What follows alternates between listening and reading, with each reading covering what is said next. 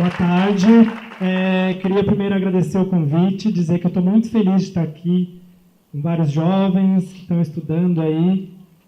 Queria também dizer que eu acho que esse tema ele é muito importante, a gente falar de diversidade, de representatividade nesse momento, né? E eu acho que a gente pode sim contribuir para defender uma sociedade mais justa, igualitária, que eu acho que nesse momento ainda mais ela é mais do que nunca necessária. Dizer que, para mim, eu acho que esse evento ele tem que ser mais que um evento, ele tem que ser um encontro, né? Um encontro de ideias, um encontro de troca, um encontro de aprendizagem, porque eu acredito, sim, que ideias boas, quando colocadas de maneira coletiva, elas podem transformar o mundo. E por isso que eu estou aqui, eu acredito nesse evento. Eu acredito que esse evento ele pode, sim, contribuir para uma transformação positiva do nosso mundo.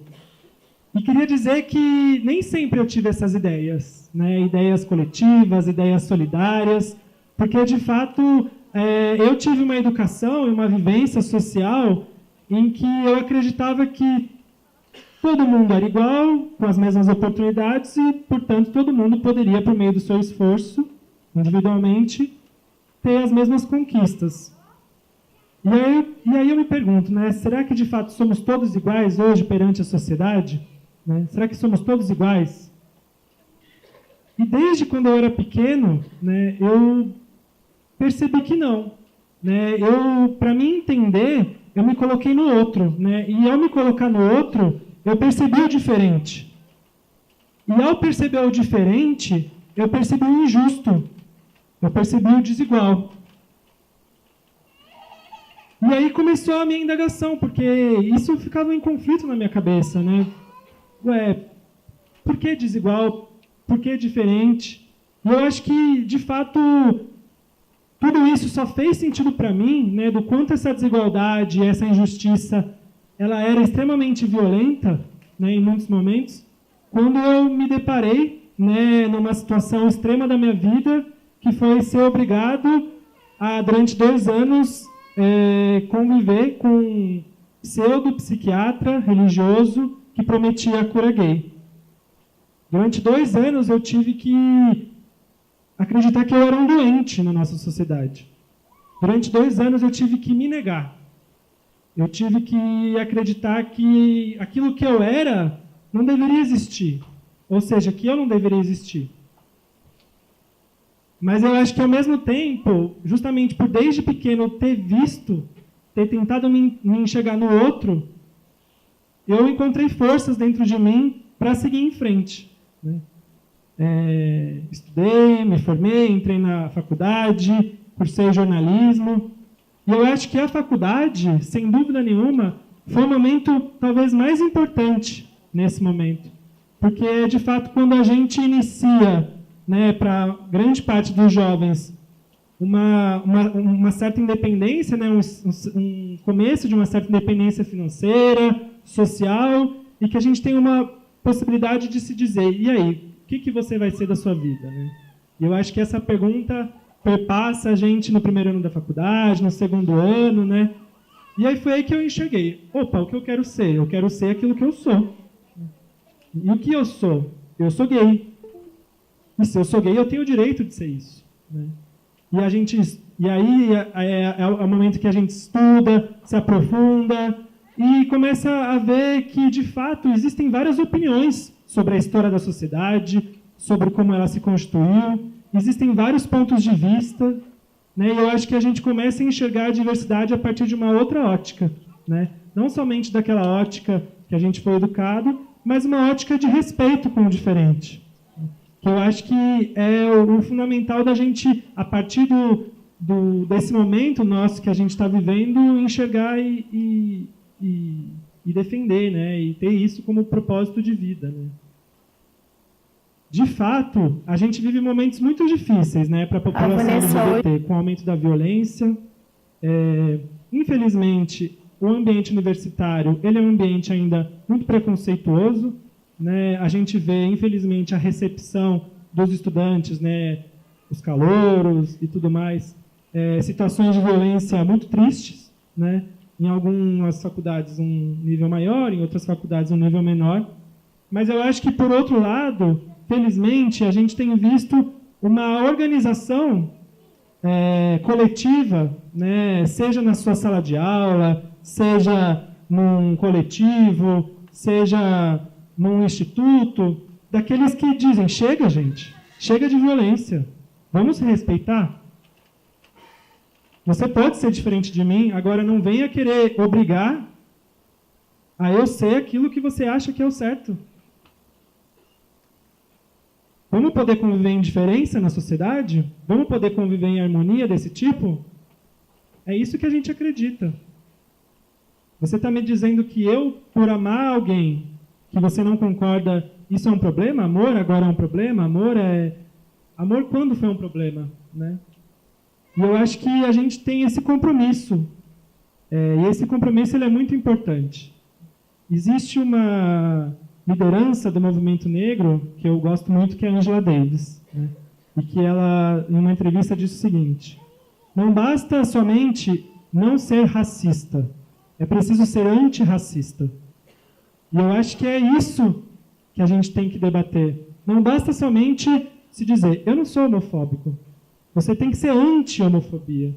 Isso significa o quê? Uma mudança de postura cotidiana.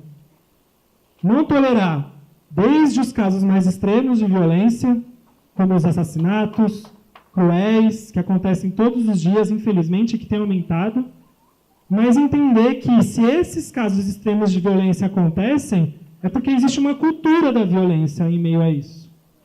E essa cultura começa onde? Começa quando você exclui o seu amigo que é homossexual na sua sala de aula, quando você não coloca ele na sua roda de amigos. Essa cultura permanece quando você divide a sala de aula em 2 grupos de WhatsApp, o grupo dos meninos, o grupo das meninas, e no grupo dos meninos do WhatsApp rola uma banalização da violência contra LGBT e contra a mulher. O que parece piadinha, o que parece bobeira, na verdade é o que permite com que pessoas cometam situações extremas de violência na nossa sociedade. E aí é o que eu quero colocar, de se colocar no outro, né? Aquilo que eu felizmente tive quando era pequeno, quando era criança, de me ver no outro, né? Porque todo mundo aqui sofre algum tipo de preconceito, algum tipo de violência em maior ou menor grau. Os homens, eles são obrigados o tempo todo a reforçar a sua masculinidade, o tempo todo, né? Não à toa, o primeiro xingamento de um homem contra outro homem qual é? Todo mundo sabe, né? E eu acho que a gente tem que mudar essa situação. E essa situação parte de uma atitude individual de cada um e que pode ser coletiva e que, se for coletiva, de fato, pode transformar. E eu acho que é esse o momento que a gente é chamado aqui a se colocar. E eu acho que por isso que eu estou muito feliz com o tema dos seminários esse ano ser a diversidade e ser a representatividade. Porque, de fato, a gente hoje já tem uma compreensão de que a sociedade é diversa. Agora, a gente precisa fazer com que essa diversidade seja representada. Uma das formas de mudança é fazer com que toda essa diversidade esteja em todos os locais, seja nas universidades, ou seja, que nas universidades existam estudantes indígenas, cada vez mais, negros, mulheres, LGBTs, principalmente transexuais. Defender isso é muito importante. Porque senão, se essas pessoas não puderem ter acesso a todos os locais da nossa sociedade, elas vão estar... Quais são os espaços? Qual é o território dessas pessoas que é possível? Os espaços da marginalização, os espaços da exclusão, os espaços da violência. Então, aqueles que querem defender uma sociedade igualitária, uma sociedade democrática, uma sociedade sem violência, têm que entender que parte disso é parte de uma transformação do acesso aos locais de estudo, aos locais de trabalho, a todos os locais em que as pessoas existem, convivem, mas principalmente os espaços de poder na sociedade.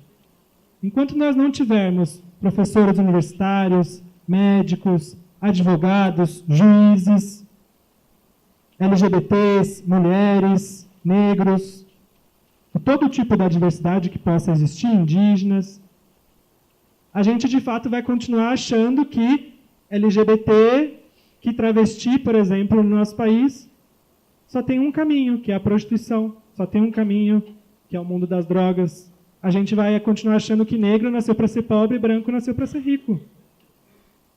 E a gente precisa romper esse paradigma.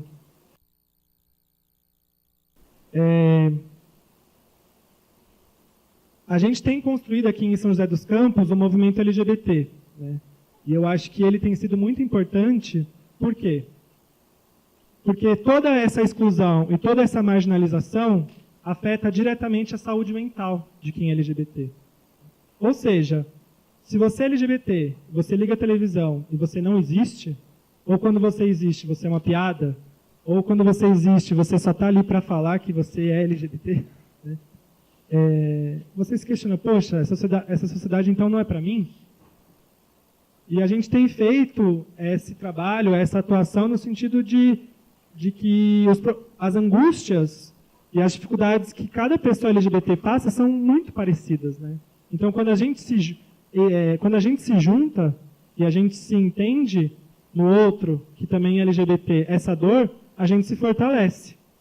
E quando a gente se fortalece, a gente encontra forças para estar aqui hoje, dialogando com as pessoas e defendendo aquilo que a gente acredita.